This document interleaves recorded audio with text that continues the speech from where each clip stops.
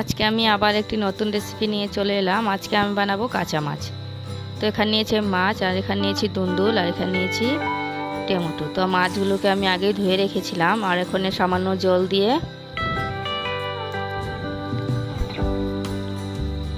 আর একটু লেবু দিয়ে ভিজিয়ে রেখে দেবো, যাতে মাছ থেকে কাঁচা গন্ধটা চলে যায়। তো আজকে আমি মাছগুলোকে ভাজবো না, এমনিতেই বানাবো কাঁচা মাছ।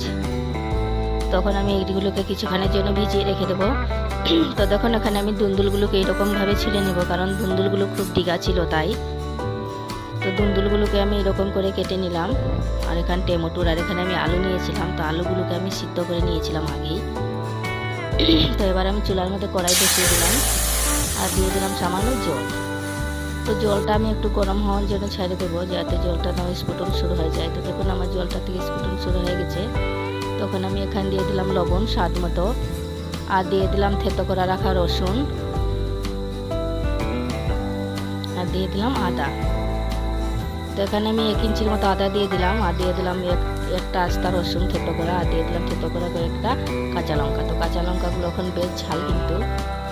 তো আমি এখন 3টা মতো কাঁচা লঙ্কা দিলাম, আর এবার দিয়ে দিলাম মাছগুলো। তো মাছগুলোকে আমি আগে একটু হালকা সেদ্ধ করে নেব। তো দেখুন আমার মাছগুলো বেশ সেদ্ধ হয়ে গেছে। তো এবার আমি দিয়ে দিলাম ধুন্দুলগুলো, কারণ ধুন্দুল খুব সহজেই পেকে যাবে তার জন্য।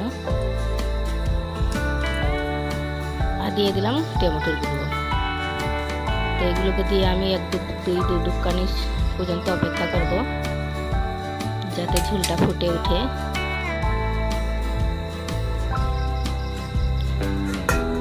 তখন আমি ঢাকনা দিয়ে দিলাম।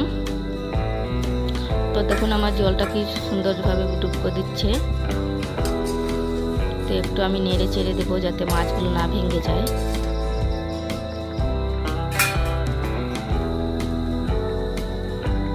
আর ওখানে আমি দিয়ে দিলাম একটু হলুদ গুঁড়ো, সামান্য, একদম সামান্য দিয়ে দিলাম হলুদ গুঁড়ো। আর দিয়ে দিলাম সামান্য লাল মরিচের গুঁড়ো, কারণ আমি কাঁচা মরিচ অনেক বেশি দিয়েছি তাই। আর দিয়ে দিলাম সামান্য জিরে,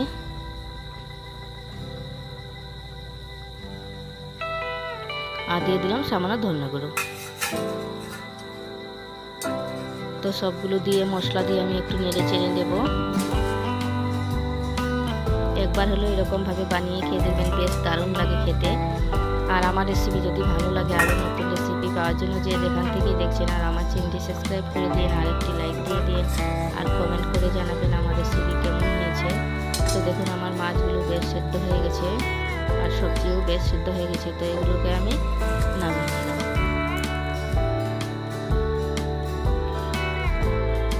তখন আমি ওই কড়াইটাই আবার ধুয়ে চুলার মধ্যে বসিয়ে দিলাম, আর দিয়ে দিলাম সামান্য সরষের তেল। তো আমার তেলটা গরম হয়ে গেছে। তো এখানে আমি দিয়ে দিলাম 2টা ছোটো ছোটো কুচানো পেঁয়াজ, আর দিয়ে দিলাম এখানে সামান্য কালো জিরা। তো আপনাদের কাছে 5 ফোড়ন থাকলে আপনারা 5 ফোড়ন দিতে পারেন। আর দিয়ে দিলাম 2 তেজপাতা। তো এগুলোকে আমি বেশ ভাজা করে নেব, যাতে একদম ভালো করে ভাজানো হয়ে যায়। আর এখন দিয়ে দিলাম আমি আলুগুলো। তো আমি আলুটাকে যেহেতু সেদ্ধ করে রেখে দিয়েছিলাম, তার জন্য আগে দিইনি। আমি আলুটাকে অল্প করে ভেজে নেব, আর আলুর মধ্যে দিয়ে দিলাম সামান্য লবণ, যাতে আলুর গায়ে লবণটা ঢুকে যায়।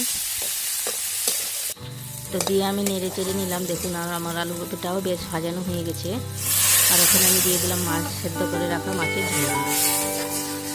তো ঝোলগুলো দিয়ে আবার আমি 1-2 মিনিট ভালো করে ডুবকনি দেবো, যাতে আর 1-2 মিনিট ভালো করে পেকে যায়। ঢাকনা দিয়ে দিলাম। আর দেখুন আমার মাছ তরকারি হয়ে গেছে। তো এবার আমি এগুলোকে নামিয়ে নিলাম। আর আমার রেসিপি দেখার জন্য আমি সবাইকে অনেক অনেক ধন্যবাদ জানাই।